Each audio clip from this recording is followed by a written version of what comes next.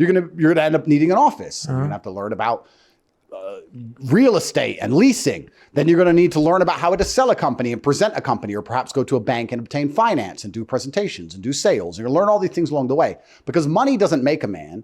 Money amplifies a man. So if you're a smart person with money, you become very smart. If you're an idiot with money, you become a real big idiot. Yeah. If you're a G with money, you become the top G.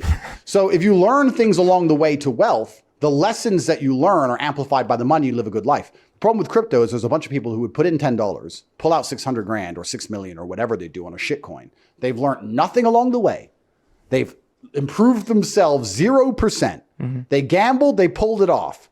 But they know so little about life, they don't even take that money and reinvest it in themselves. They don't even think, okay, I'm now rich. I need a personal trainer. I need to learn how to fight. I need to learn how to speak. I need to learn how to present. I need to learn. They don't even do that.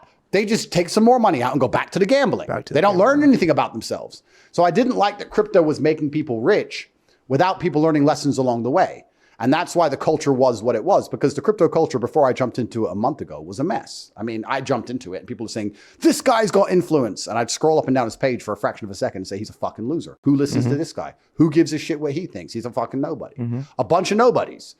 And then a bunch of anons, a bunch of thieves, a bunch of snakes. The whole thing was a fucking mess. It was a cesspit.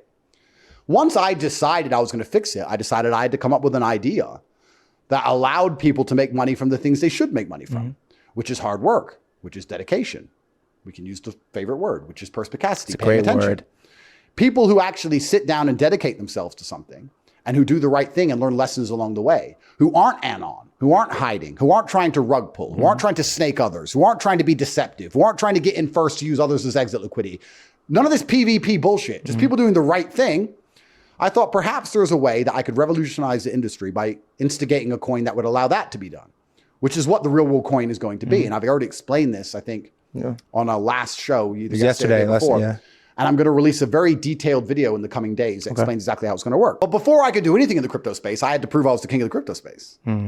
So before doing anything, I thought, well, let me just come along and just start saying tickers and see what happens. I think the first day I was in my garden, making random videos on my iPhone saying tickers, billions and billions of liquidity moved all over the place.